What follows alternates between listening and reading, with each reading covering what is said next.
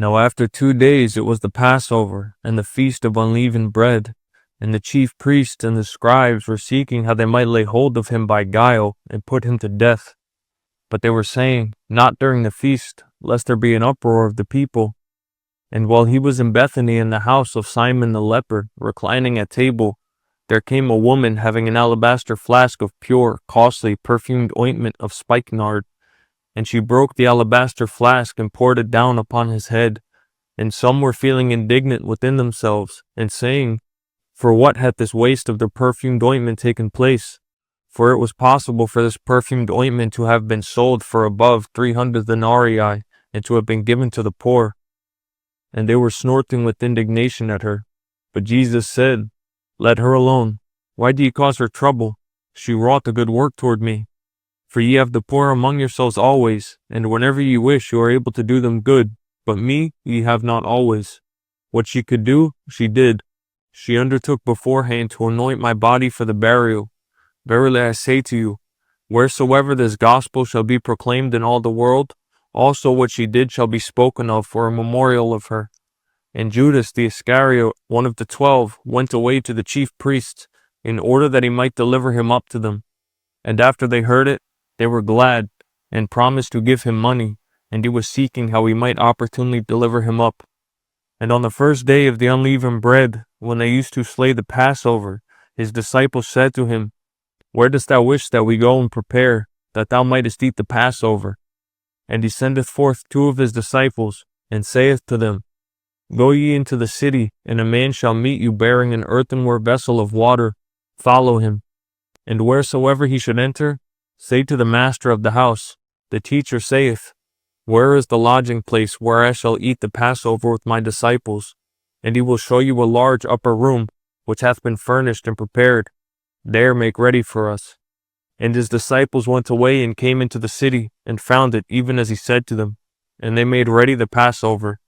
And evening having come to pass, he cometh with the 12. And as they reclined at table and ate, Jesus said, Verily I say to you, that one of you who is eating with me shall deliver me up. And they began to be grieved, and to say to him, one by one, It is not I, is it? And another, It is not I, is it?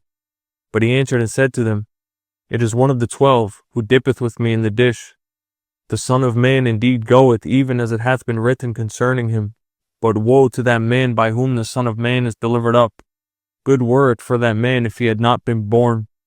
And as they ate, Jesus took bread, blessed it, and broke it, and gave to them, and said, Take, eat, this is my body.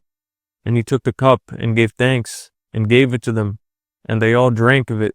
And he said to them, This is my blood, that of the new covenant, which is being poured out for many. Verily I say to you, that in no wise will I drink any more of the fruit of the vine, until that day when I drink it new in the kingdom of God. And having sung a hymn, they went out to the Mount of Olives, and Jesus saith to them, Ye all shall be made to stumble because of me during this night, for it hath been written, I will smite the shepherd, and the sheep shall be scattered abroad. But after I have risen, I will go before you into Galilee. But Peter said to him, Though all shall be made to stumble, yet not I. And Jesus saith to him, Verily I say to thee that today, during the night, before the cock crow twice, thou shalt deny me thrice. But he kept on speaking more vehemently, If it should be necessary for me to die with thee, in no wise will I deny thee. And in like manner also they all were speaking. And they came to a place which was named Gethsemane. And he saith to his disciples, Sit here while I pray. And he taketh along with him Peter and James and John, and began to be amazed and sorely troubled. And he saith to them, My soul is very sad unto death. Tarry here, and be watching. And having gone forth a little, he fell upon his face on the ground, and was praying that, if it were possible, the hour might pass from him. And he was saying, Abba, Father, all things are possible to thee. Take away this cup from me. But not what I will, but what thou wilt. And he cometh and findeth them sleeping, and saith to Peter, Simon, sleepest thou? Wast thou not able to watch 1 hour? Be watching and praying, that ye enter not into temptation. The spirit indeed is willing, but the flesh is weak. And again he went away and prayed, saying the same utterance. And having returned, he found them again sleeping, for their eyes were weighed down, and they knew not what they should answer him.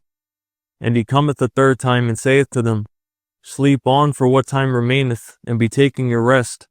It is enough, the hour hath come. Behold, the Son of Man is being delivered up into the hands of the sinners. Rouse yourselves, let us be going. Behold, the one delivering me up hath drawn near. And straightway, while he yet spoke, there came up Judas the Iscariot, one of the 12, and with him a great crowd with swords and clubs, from the chief priests and the scribes and the elders. And the one who delivered him up had given a signal to them, saying, Whomsoever I shall kiss, it is he himself. Lay hold of him and lead him away safely. And having come, straightway he went to him and saith, Hail, Rabbi, and ardently kissed him. And they laid their hands upon him and seized him. And a certain one of those who stood by drew the sword and struck the slave of the high priest and took off his ear. And Jesus answered and said to them, As against a robber ye came out with swords and clubs to arrest me. Daily I was with you in the temple teaching, and ye did not lay hold of me. But it is that the scriptures might be fulfilled. And having left him, they all fled. Now a certain young man was following him, having a linen cloth thrown about over his naked body. And the young men laid hold of him, but he left behind the linen cloth and fled from them naked. And they led Jesus away to the high priest, and there came together with him all the chief priests and the elders and the scribes. And Peter followed him from afar, even to inside the court of the high priest, and he was sitting together with the servants, and warming himself by the light of the fire.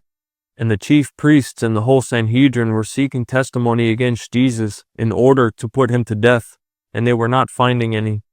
For many were bearing false witness against him, but their testimonies were not alike. And some rose up and were bearing false witness against him, saying, We heard him saying, I will destroy this temple, the one made with hands, and in 3 days I will build another made without hands. And not even so was their testimony alike. And the high priest stood up in the midst and questioned Jesus, saying, Answerest thou nothing? What is it which these bear witness against? But he was silent, and answered nothing. Again the high priest was questioning him, and saith to him, Art thou the Christ, the Son of the Blessed?